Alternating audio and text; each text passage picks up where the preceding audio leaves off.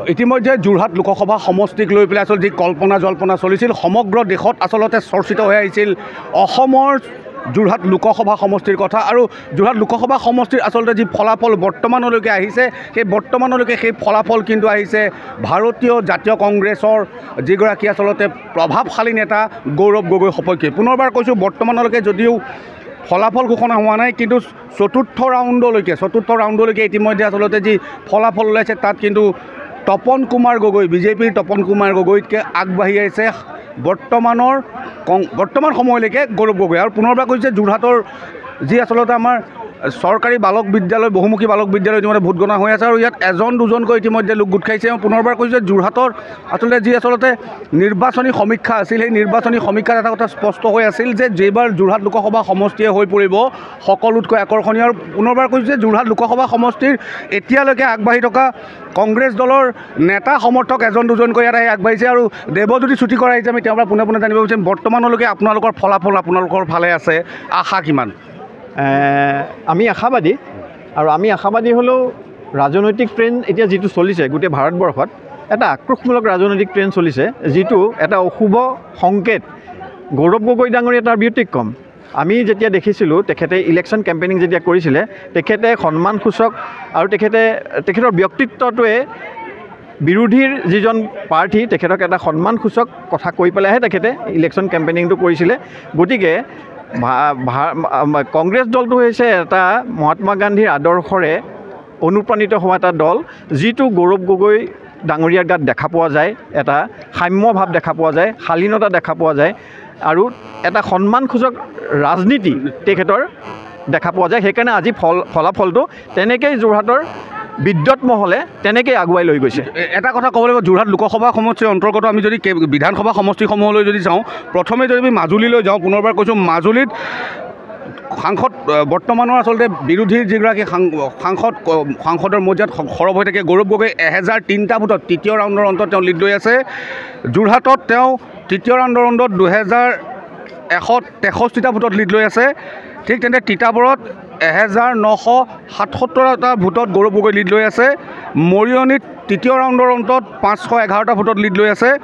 সোণাৰীত লিড লৈ আছে 2952টা আৰু মাহমৰাত লিড লৈ আছে কংগ্ৰেছে 1482টা। এইকেইটা কিন্তু তৃতীয় ৰাউণ্ডৰ অন্ততহে। আৰু আমি যদি কওঁ শিৱসাগৰত কংগ্ৰেছৰ লিড হৈ আছে তৃতীয় ৰাউণ্ডৰ অন্তত 2344টা আৰু নাজিৰাত কংগ্ৰেছৰ লিডত আছে 1301টা আৰু ডিমৌত কংগ্ৰেছৰ লিড আছে 1183টা আৰু টিয়কত লিড লৈ আছে 246 অৰ্থাৎ 244টা। আৰু আমি যদি কওঁ তিতাবৰত ইতিমধ্যে চতুৰ্থ ৰাউণ্ডৰ অন্তত তিতাবৰত কংগ্ৰেছৰ যি আচলতে ভোট আছে 2472টা আৰু মৰিয়নি আছে 1214টা। এতিয়া কথাটো হ'ল যে এনেদৰে যদি আগবাঢ়ি যায় প্ৰায় 35,000 ভোট। আমি যদি কওঁ বৰ্তমান তৃতীয় ৰাউণ্ডৰ অন্তত আচলতে যিটো লিডিং পাৰ্চেণ্টেজ আছিলে লোকসভাৰ অন্তৰ্গত গোটেই আটাইকেইটা বিধানসভা মিলাই সেই সংখ্যা হৈছে 35,934টা। গতিকে তৃতীয় ৰাউণ্ডৰ অন্তত সেই আছিলে। আৰু চতুৰ্থ ৰাউণ্ডৰ অন্তত যদি আমি যি তথ্য আমাৰ আছে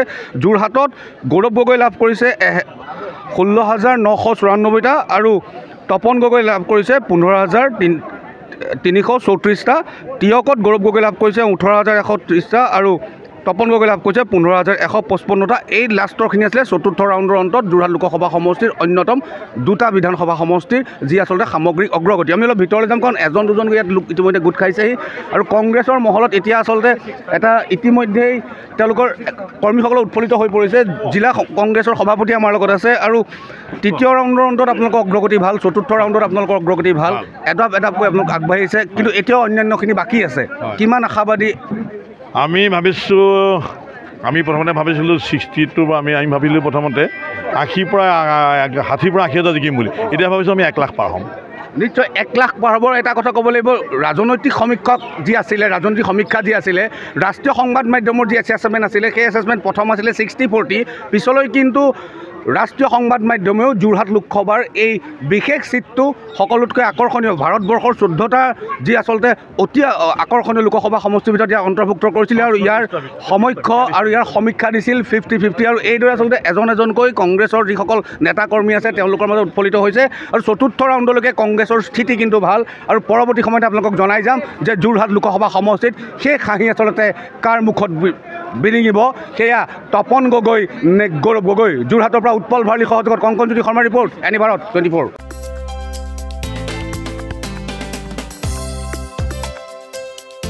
আপোনাৰ ঘৰখন আৰু অফিচ চালে চকুৰুৱাকৈ সজাওক আজি আহক সকলো ধৰণৰ অত্যাধুনিক ফাৰ্নিচাৰৰ বাবে সিটি ফাৰ্নিচাৰ 6 মাইল গুৱাহাটী আমাৰ ঠিকনা 6 মাইল পাঞ্জাবাৰী ৰোড পুৰবিতাৰীৰ সন্মুখত গুৱাহাটী আমাৰ যোগাযোগ নম্বৰ 9435013969